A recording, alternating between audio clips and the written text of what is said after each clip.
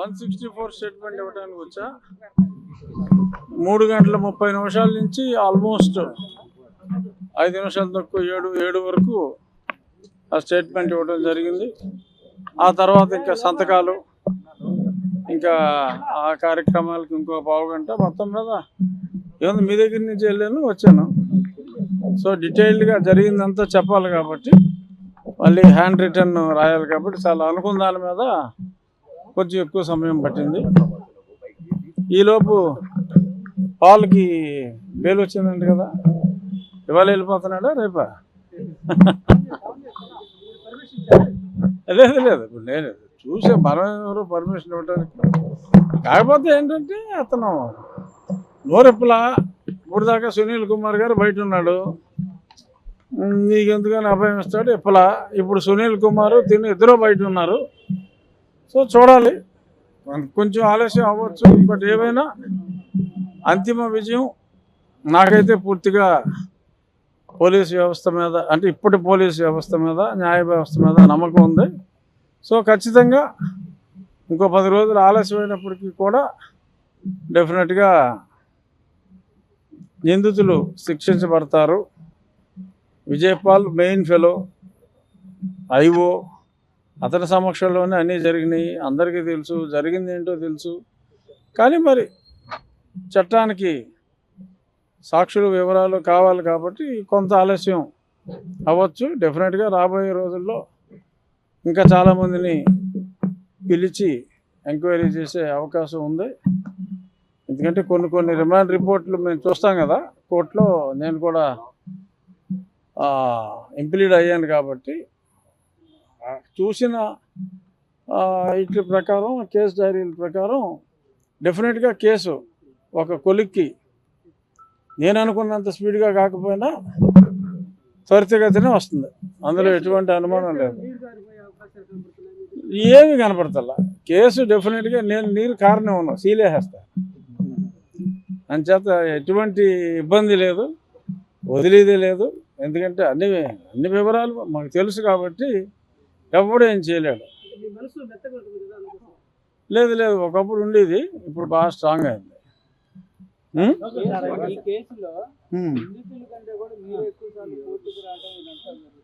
అంటే పర్సువేషన్. ఎందుకంటే నేను వదలను ప్రతిదీ కూడా. నా ప్యారలల్ ఇన్వెస్టిగేషన్ కూడా నేను చేసుకుంటున్నాను. సో నా ప్యారలల్ ఇన్వెస్టిగేషన్ అంతా కూడా నేను కూడా పట్టుదలగా చేస్తాను కాబట్టి నేను 164 స్టేట్మెంట్ ఇవ్వకపోయినా ఇబ్బంది లేదు. అయినా సరే నేను పట్టుదలగా వచ్చి 4-4.5 గంటల పాటు ఇక్కడ కూర్చుని ఓపికగా ఇస్తున్నాను. అంటే ఈ కేసుని వదిలే ప్రసక్తి లేదు. ఒక ఎంపీగా ఉన్న వ్యక్తిని ఇంత దారుణంగా కొడితే అతనికే న్యాయం చేసుకోలేకపోతే వ్యవస్థల మీద ప్రజలకు అనుమానాలు వస్తాయి. వ్యవస్థల్ని ప్రజలు అసహించుకునే పరిస్థితి వస్తుంది. సో కాబట్టి నేను దీన్ని ప్రెస్టీజియస్గా తీసుకుని ఇంత పోరాటం చేయవలసి వస్తుంది. డెఫినెట్గా మీరు అన్నట్టు ఇది నేను కాకపోతే అసలు ఏమి ఉండేది కాదు. అసలు అప్పుడే లేపేసి ఉండేవారేమో కూడా తెలియదు. చాలా ట్రై చేశారు, ఫెయిల్ అయ్యారు. డెఫినెట్గా న్యాయం జరుగుతుంది.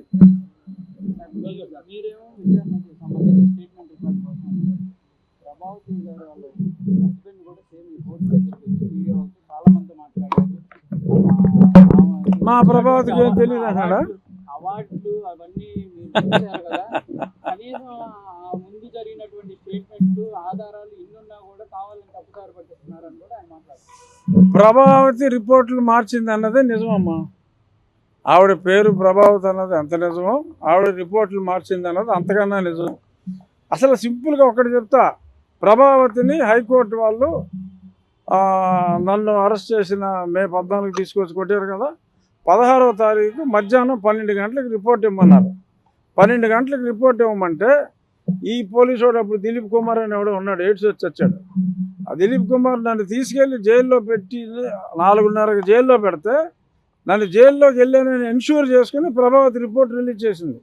అప్పుడు కోర్టుకు వెళ్ళింది రిపోర్టు. 12 గంటలకు హైకోర్టు ఇమ్మంటే నన్ను ఇంకొక హాస్పిటల్కి తీసుకెళ్ళమంటే రమేష్ హాస్పిటల్కి తీసుకెళ్లకుండా డైరెక్ట్గా జైల్లో పెట్టి ఆ తర్వాత కోర్టులో రిపోర్ట్ ఇచ్చారు. అప్పుడు కోర్టు నన్ను పిలిపించమన్నారు. పిలిపించమంటే సుధాకర్ రెడ్డి లేదు ఆల్రెడీ జైల్లో ఉన్నాడు, ఇప్పుడు జైలు తలుపులు తెరిచి తీసుకురావడానికి కుదరదు అని అంతా ప్లాన్ చేసిన కుట్ర. ఆ కుట్రలో ప్రభావతి ప్రముఖ పాత్ర వహించిన మాట నిజం. సరే ఎప్పుడో మెడల్ వచ్చింది, ఇవన్నీ ఎలా కుదురుతాయి? మెడల్ వచ్చిన దానికి ఈ రిపోర్ట్లు మార్చిన దానికి సంబంధం ఉంది.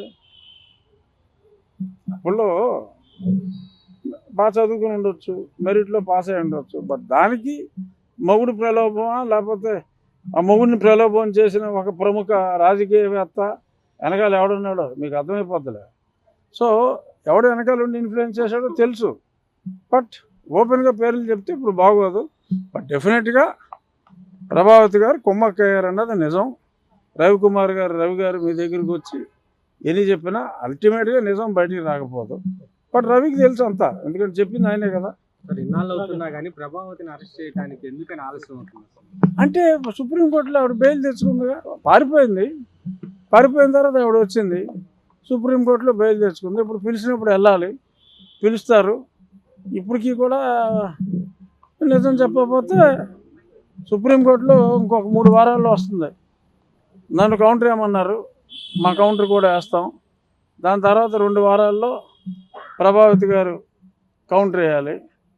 మరి ఆవిడ కూడా బాగా రిచ్ లేడీ అనుకుంటా, బాగా సీనియర్ కౌన్సిల్ 10-15 లక్షలు తీసుకునే వాళ్ళని ఎంగేజ్ చేశారు. సో అప్పుడు ఆవిడ కోఆపరేషన్ ఉంటే ఇక్కడ ఆ బెయిల్ కంటిన్యూ అవుతుంది. ఆవిడ కోఆపరేట్ చేయకపోతే అదనమాట. ఇలాంటిదే